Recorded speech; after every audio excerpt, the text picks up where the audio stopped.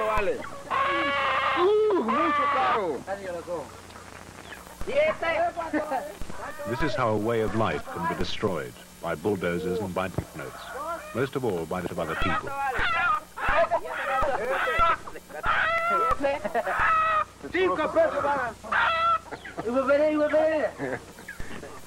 Colombia, South America, in the headwaters of a remote river.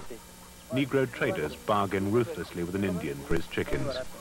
It's a familiar story. A man with little squeezes a man with less. This time, Negro exploits Indian. The Indians retreat further up the river. This is how it's been for 100 years. But today, the Indians face a less patient enemy. And this time, there's no bargaining and no retreat. For now, the road is coming.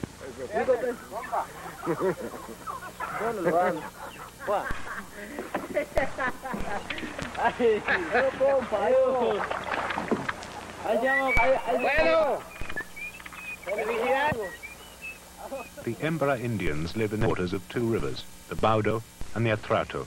This area along the Pacific coast of Colombia is known as the Choco.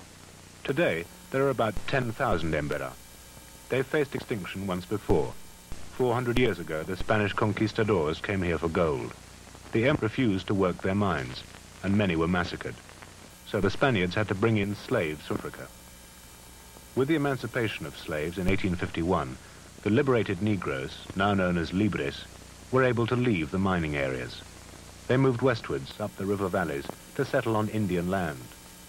The Embera retreated into the headwaters, but they've no legal rights to their land.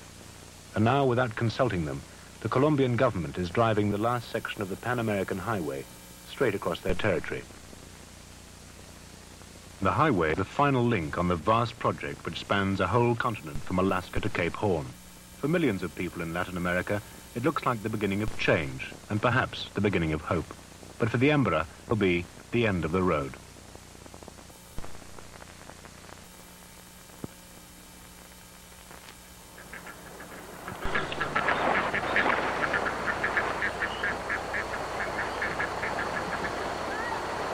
The Embera are a river people. Fishing, hunting, and growing food, their lives revolve around the river.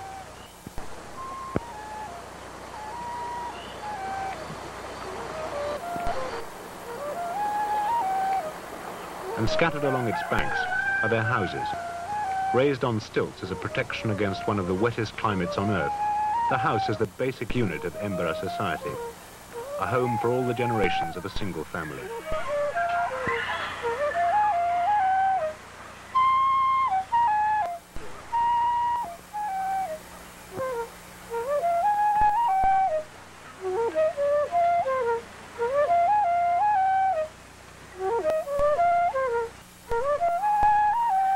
Early morning, Heraclio, the head of one Embera family, returns from hunting.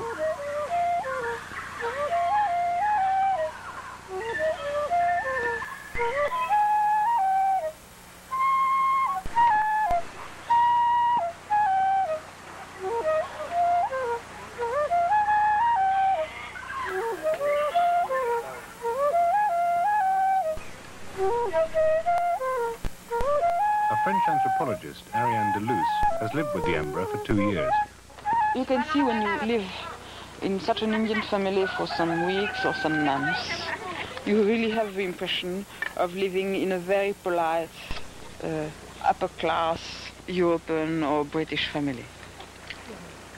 Few words are exchanged, things are always discussed in common between parents. Well, you have really the impression of being in Europe, much more than when you are in a Libre family, where the relationship have not this touch of loveliness and companionship.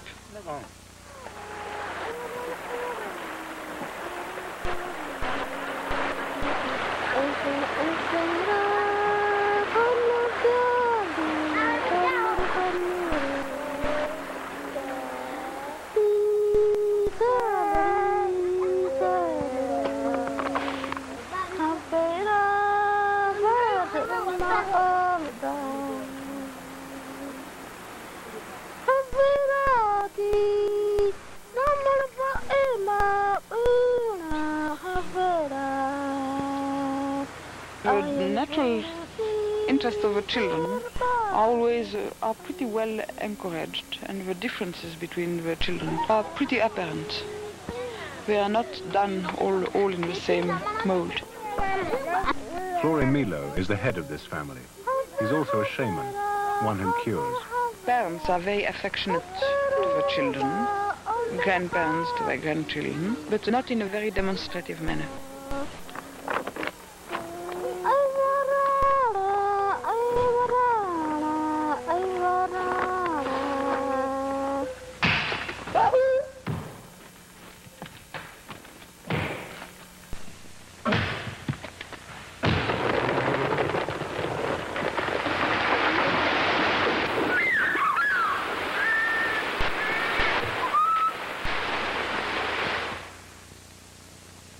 Jose Israel has travelled through the forest for 2 hours in search of this tree. For the job he has in mind, the wood must be resinous, long-lasting and light. A stripped palm stalk is his measuring rod, and 3 arm spans is the length of his new family canoe.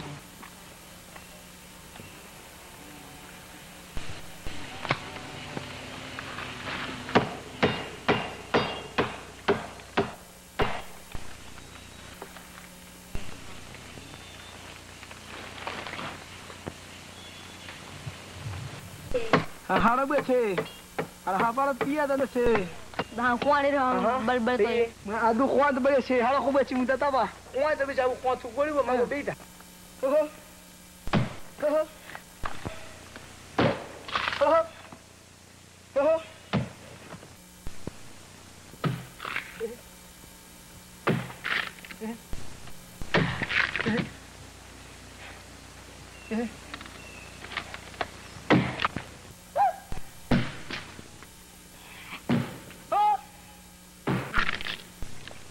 Once the Embera had stone axes. Now, after contact with Spaniards and Libres, they have steel tools. They're amongst the most skilled canoe makers in South America.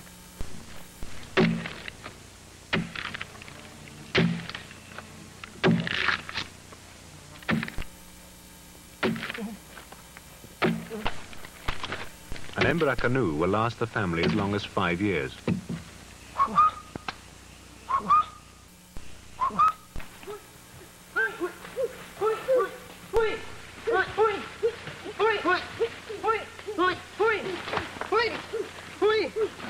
A hunt near the headwaters of the Baudo River. Wild animals used to be plentiful in this area.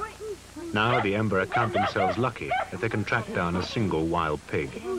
Today they're in luck. The pig has been driven to ground and trapped in a hole.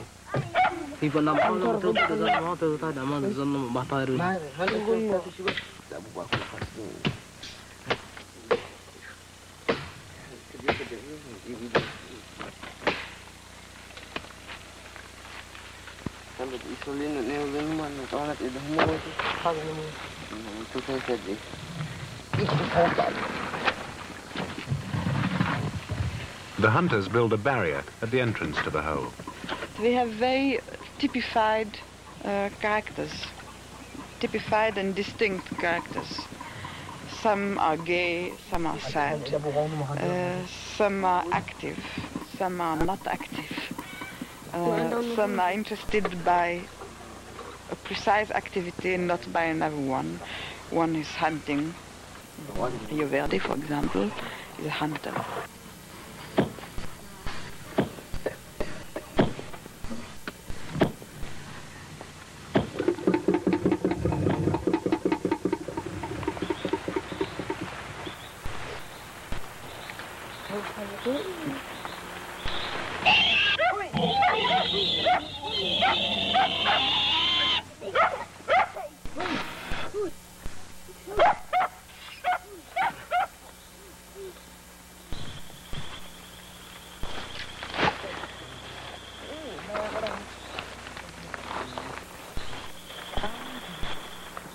The tongue is cut out for the hunting dogs, so they won't be afraid of wild pigs on future hunting trips.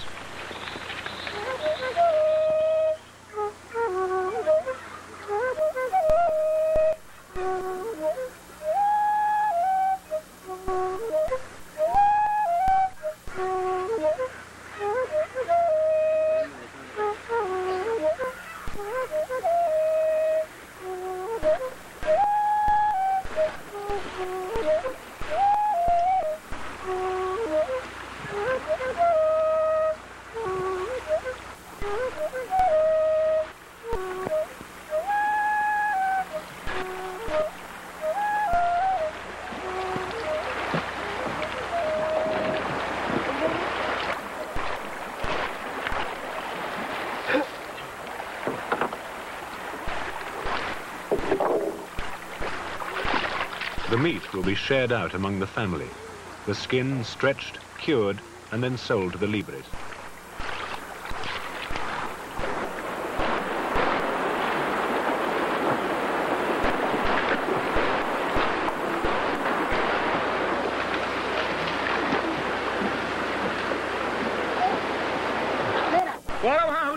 They have learned to make tools or to adapt older tools to new functions. They seem to have completely refused or not accepted plastic.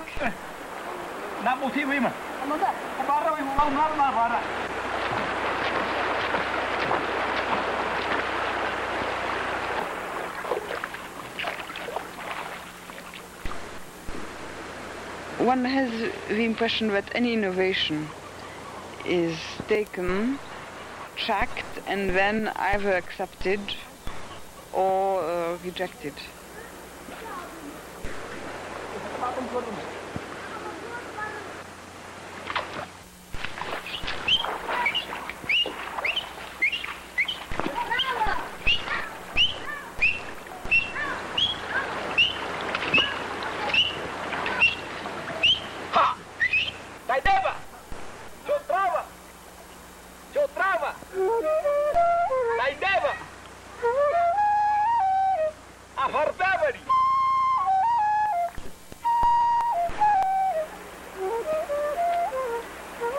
There are people who have a sense of their bodies. I mean, they are fantastically clean. They go every morning and every night, wash entirely in the river and wash their children.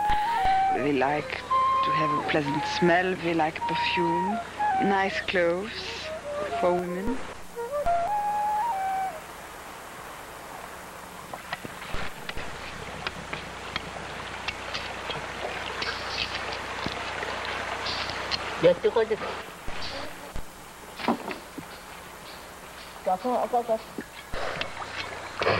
There are no chiefs. The minimum of authority is exerted by the head of the household, who may be very young, because people choose to live on their own with wives and children.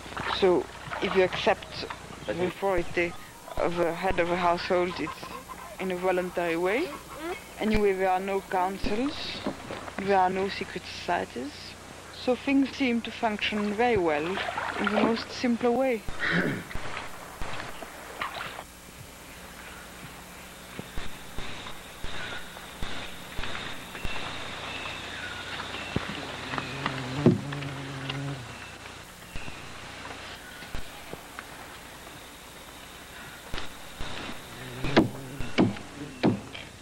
Jose Israel has been working on his canoe now for 3 days.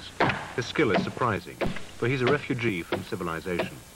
When he was 12 years old, a priest took him away from his Indian home and sent him to a Catholic mission school in a large Colombian town. He became a good student and a choir boy in the cathedral. But after 3 years, new priests took over and they didn't want to support him. So he came back to his family in the forest. Then he had to learn everything from the traditional life of the Indians. He had to learn canoeing, hunting, and everything. And he made it well and cleverly. He's educating his sons and trying to get for them what he couldn't have. However, Jose Israel is an ambiguous personality because he has a way of having been out, but I would say slightly and rightly bitter about what happened to him.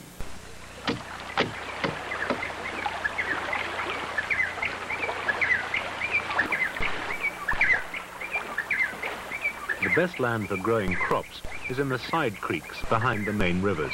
Often a family will come and work here for 2 or 3 days at a time. The almost continuous rainfall has forced a curious farming technique on the Embera.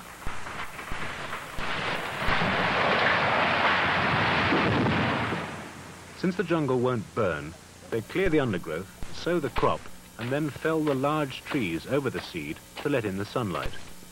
In only 3.5 months, maize will grow through the rotting timbers and be ready for harvest. Hueso is the cultivator of this family. Like Jose Israel, he's been thrown off balance by contact with the outside world. He was brought up in a Spanish-speaking school and cannot speak his native tongue.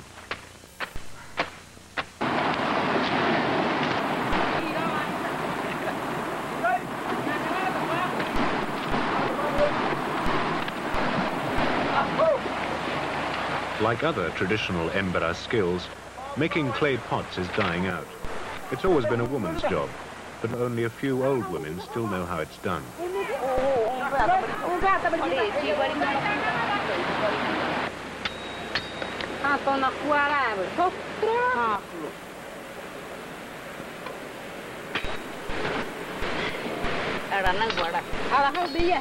Pots which were made by his old mother. The Embera believe that the pots must be made and later fired during a rising moon, otherwise they'll break.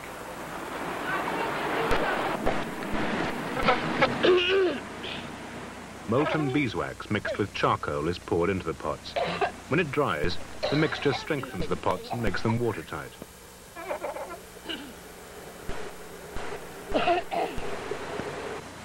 Today, pots like these are a rarity amongst the Embera.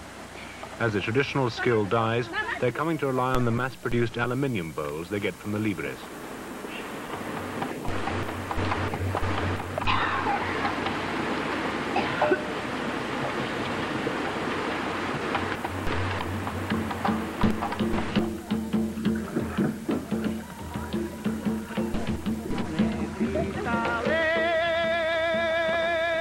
Two or three times a year, the Embera make the 3-day journey downstream to the Libre villages.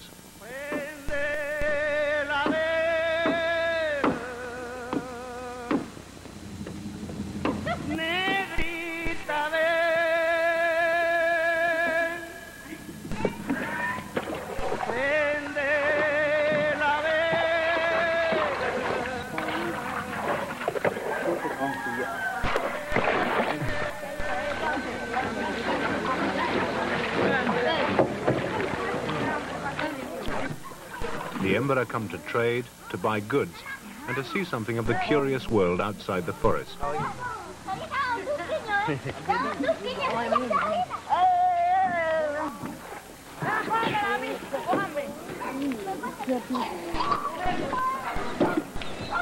Indians do despise the libres. They nearly are not considered as human beings by the Indians, who happen to speak of them as animals or reincarnation of animals. It's obvious that Indians despise libres. It's obvious too that libres despise Indians.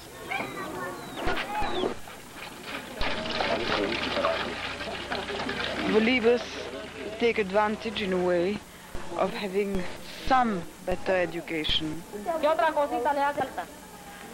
of being more skilled in their way of moving in the world.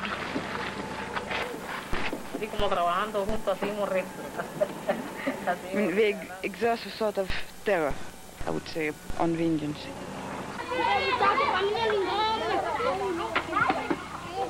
But one must not forget that these libres, who are trying in a way to exploit the Indians, are themselves exploited by global society, or are at least quite apart from the Colombian nation. They live in an area, the Baudo, which has absolutely no communication until now. They are more and more numerous. They have no possibility of selling the produce of their work when they are agriculturists. And they are trying desperately to escape their conditions. The only people whom they find below themselves, they conceive them below themselves, are the Indians.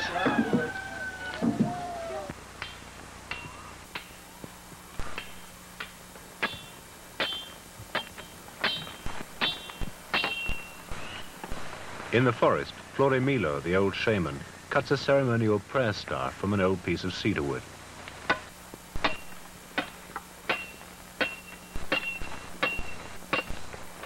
The staff should be 4 hands long.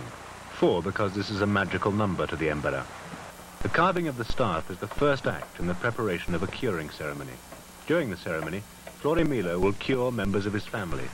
Most important of all, his own wife, who's been lying ill for some months.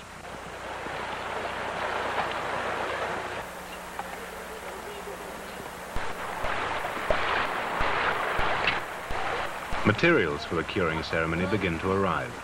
This load of maize and sugar cane will be fermented into chicha, a beer drunk at feasts and ceremonies.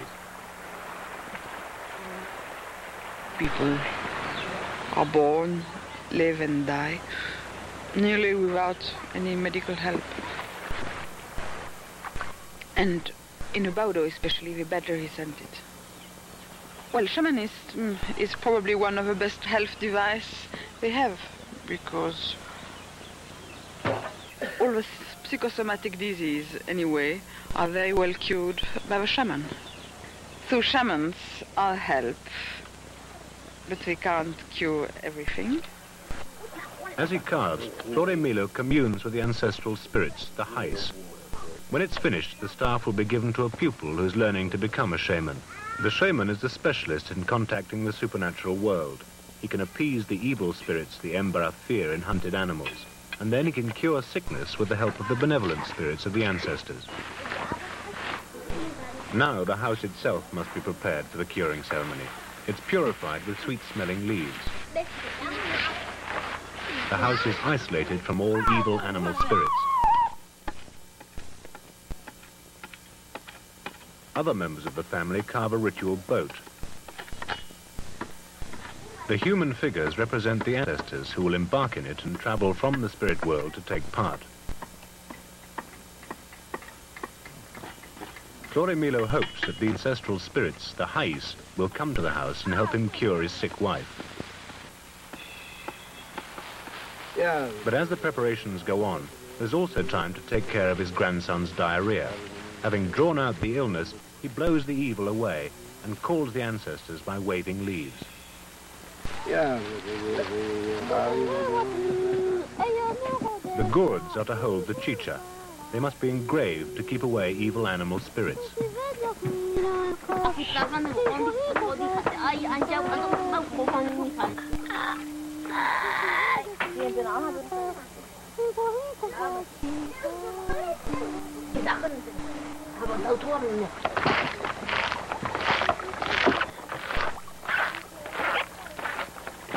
Preparation of the chicha beer goes on. The sugarcane is squeezed to force out the juice.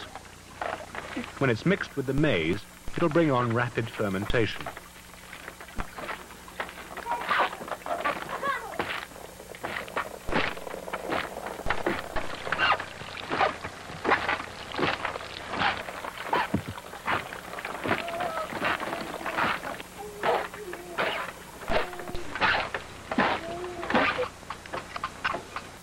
Flore Milo begins the detailed carving of the spirit image.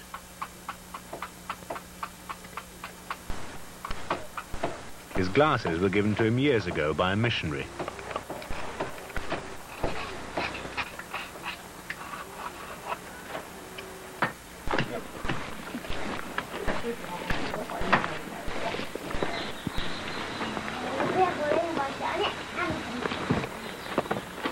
Flore Milo's granddaughters chew up the ground maize. Their saliva helps fermentation.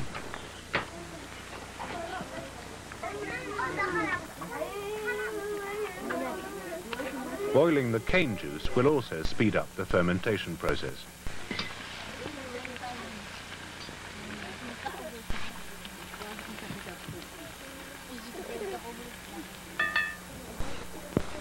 Flore Milo's skill as a healer was learnt from other shamans, and the more instructors he's had, the more spirits he can call on.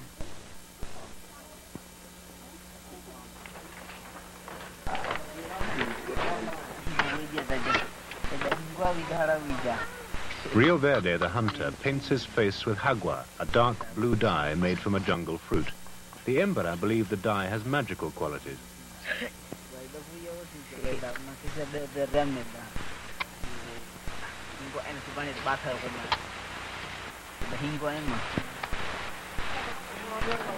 At nightfall, the altar is erected between the four central posts of the house.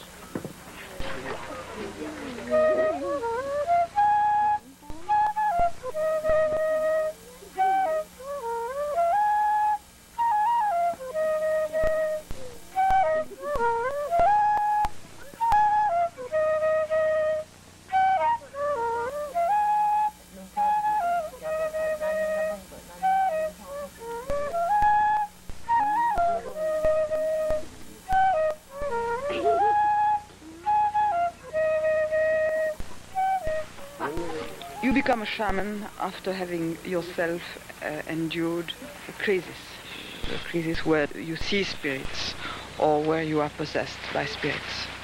And in order to be cured, you have to accept the spirit coming into you and yourself becoming a shaman.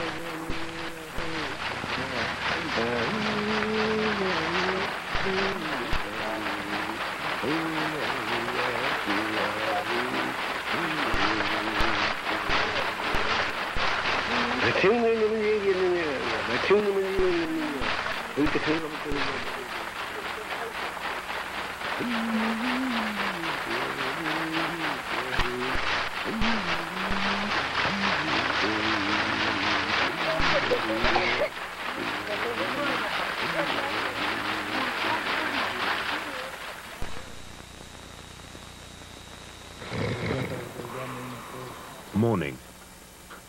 Florimilo sleeps after a night-long ceremony.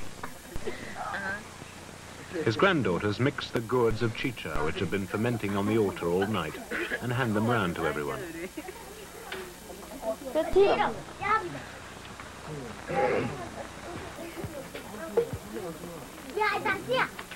The family are convinced the level of the liquid has dropped. They now know that the ancestors have come to the house and drunk. The ceremony promises success.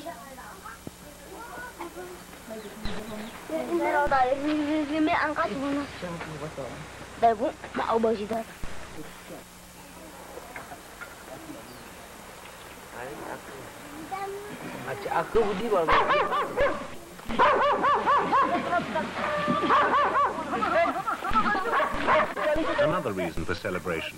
Jose Israel's canoe is brought home to be finished.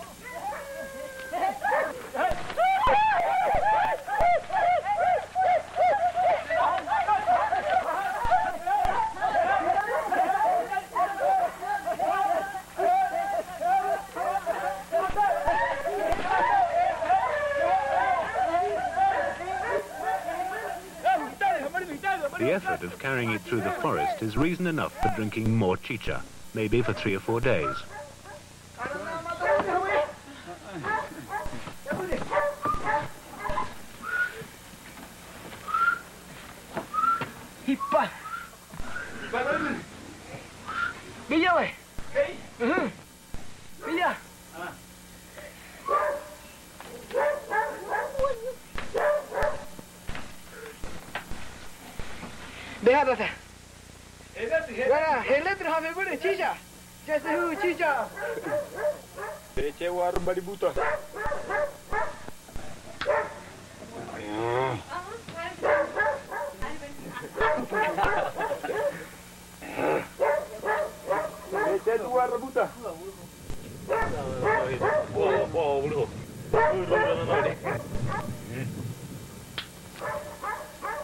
Rabuta.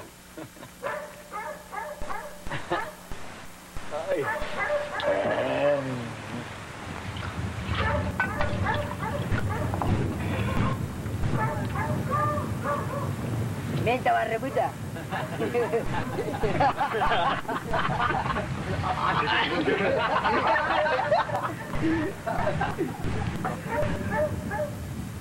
This visit in the middle of the celebrations was a surprise to everyone. A Roman Catholic priest from the mission station down the river. What the Indians would like is a direct contact with Spanish white society. And it is probably one of the reasons why they have been so docile and obedient with the missionaries. It's because the missionaries encouraged in them a certain sense of superiority, which we naturally have about the Libres.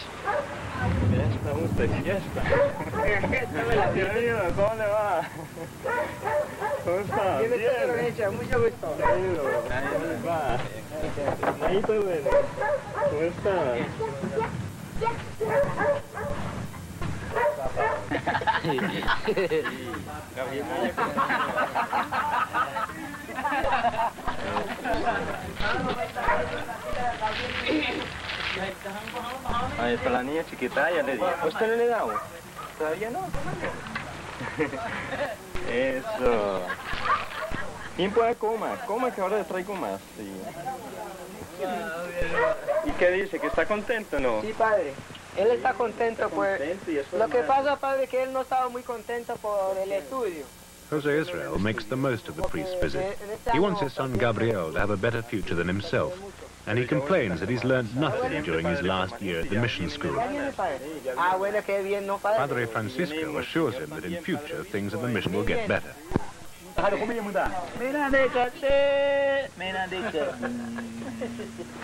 luego, pues. Hasta luego, hasta la tarde.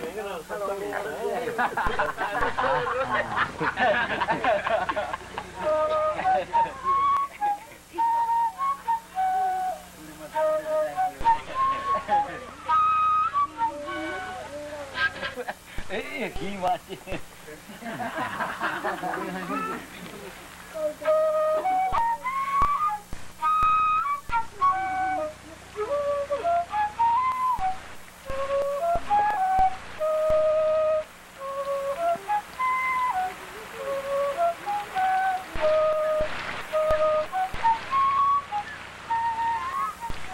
For 30 years, the lives of the Embera on this river have been tightly controlled by a Catholic mission a day's journey downstream. Justice and education, as well as religion, have all been dispensed by the mission. The priests come upriver to take young children away to school and remind the Indians of the Roman Catholic faith.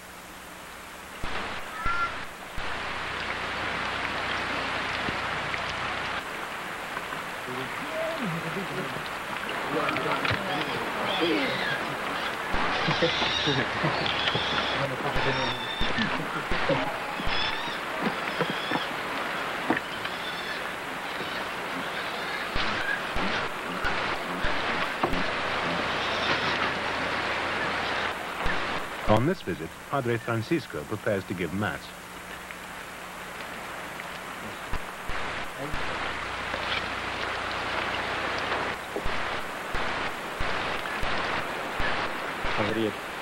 They don't say anything. They don't have an open attitude. So it helps them saving from the church, and it helps them saving from any contact.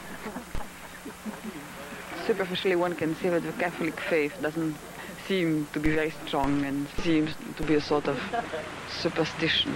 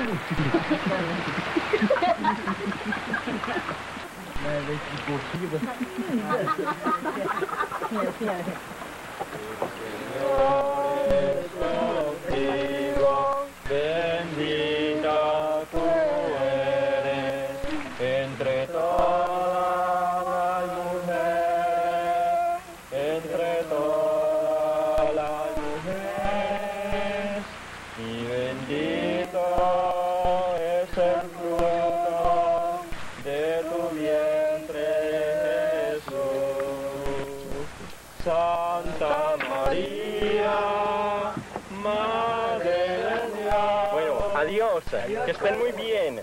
Dios les pague por todo, ¿ah? Que Dios les pague. Hasta luego. Hasta luego, niño. Venga, venga. Saying goodbye to the Indians in this way, Padre Francisco disregards a fundamental Embera rule. When an Embera leaves, he goes silently, often furtively, without saying a word. Hasta luego. Estén muy bien. Adiós. Adiós. Ustedes se la cerremos, Señor. Vamos a arrancar ya. por la Santa Iglesia de Cristo, desde el día por todo el universo, te ofrecemos, Señor, este santo sacrificio.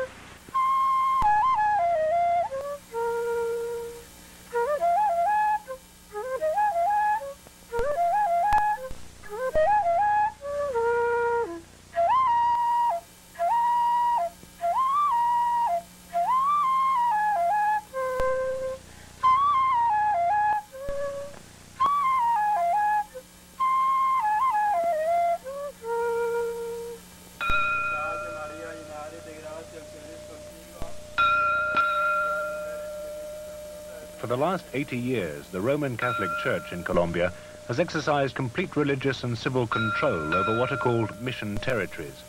This means that 2/3 of the country is under church control.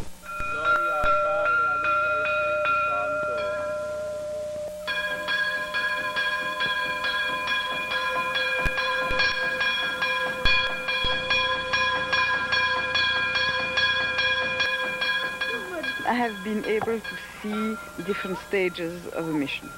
A stage when the mission was a flourishing enterprise, well, in a way, making money.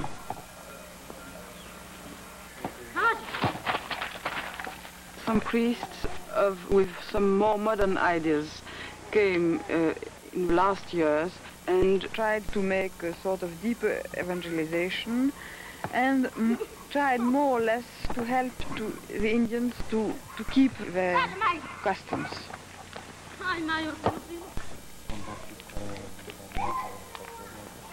Then I came back some months later. Older priests had come back, and there seemed to be a complete economic decadency of the mission. And now one can say that this mission is properly collapsing.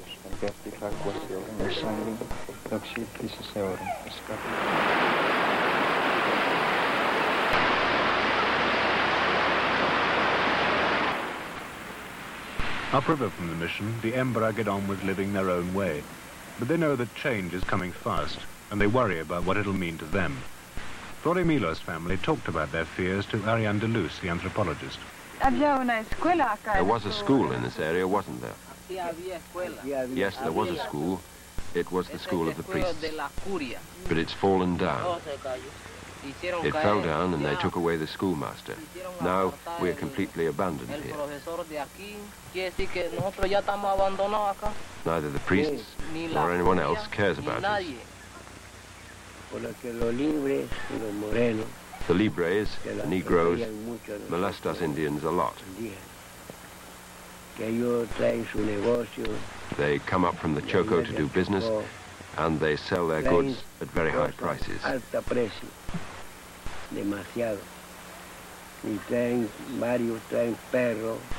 They bring their dogs and they sell them for vast amounts of money. Sometimes 1,000 pesos, sometimes 800. The lowest price is 600 pesos. And if an agreement isn't reached, they try and find a way to kill us Indians. There's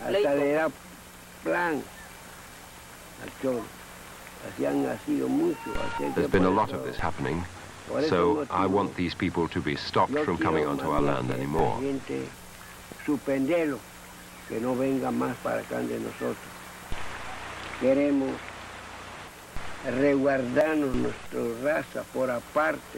We want to keep our own race apart, so that no one interferes with us. The road is coming from over there, and with it will come all these people. The robbers and bandits, the people who molest us. They're coming to take our land away from us, to rob us. Because of this, we want to get legal rights to our land. We want to talk to the President of Colombia. But since we don't have any money, we can't go and see him.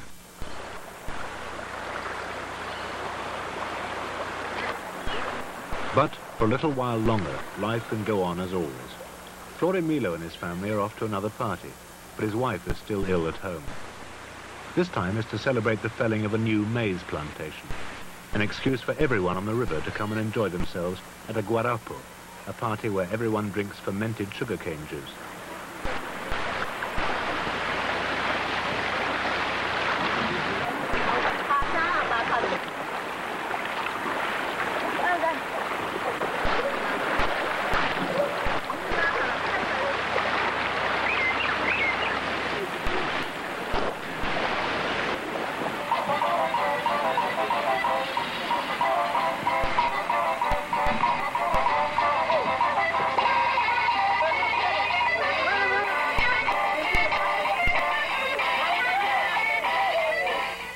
Noise has always been an essential element.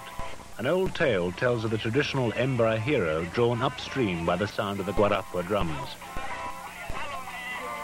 Now Florimilo and his family are drawn by a battery-operated gramophone and Colombian pop music.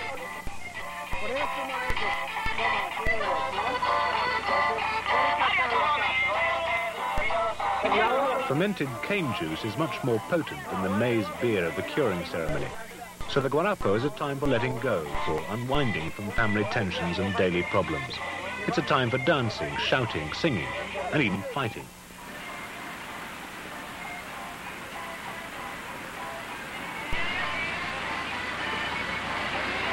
The noise of the guarapo is also a signal for libre traders. They know that when the Embera are drunk, they can mingle with them and sell their goods at extortionate prices.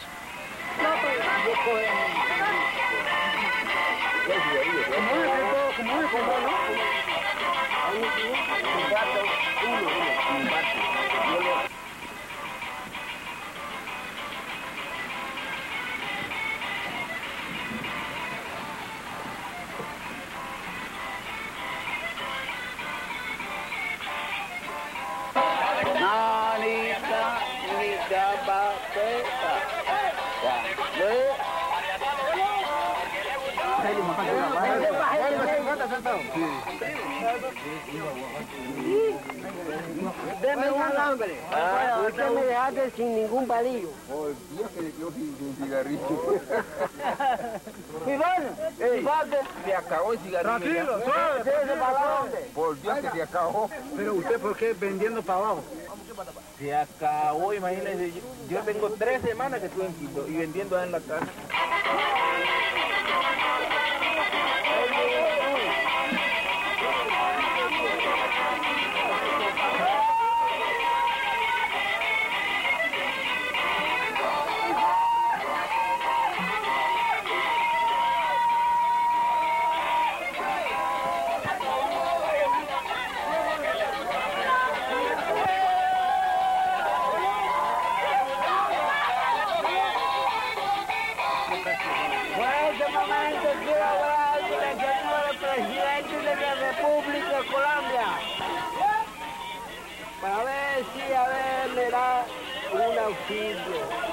A drunk Florimilo complained to the Libre, we Indians are the poorest people in Colombia, and we need help.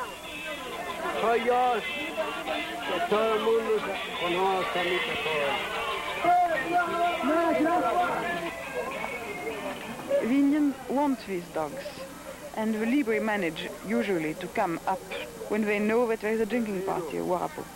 And people are very drunk and very tired too. Then the Libres come in, offer their dogs to people who are not quite themselves, I would say. And very often after, the Indians are very unhappy to have done these deals, but they dare not change it.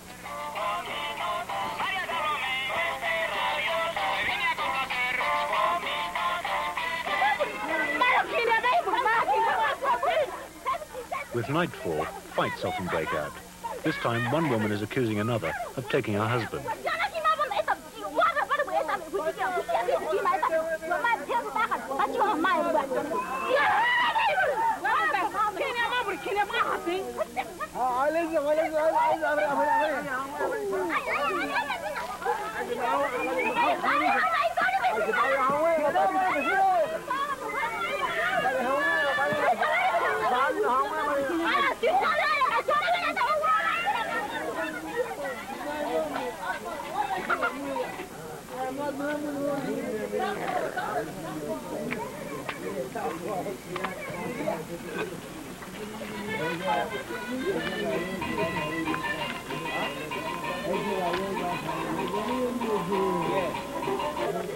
Oh, yo estaba borracha, ahora sí.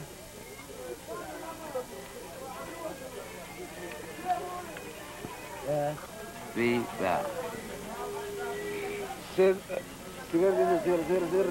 La bo viva, da viva, da viva, la ple niva, la niva, du va de viva.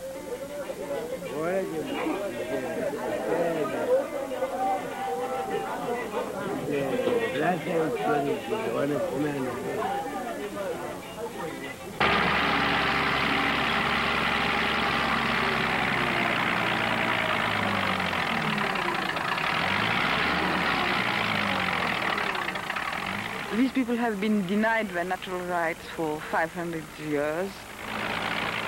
For the men of the street and for many officials, we Indians are to be civilized. They simply don't know or forget that they are civilized, but they are civilized in their own civilization. They don't see that they are in a position where they can't resist the enormous pressure of our civilization upon theirs, and that the only result of it will do that civilization will disappear, and then that way will become tramps.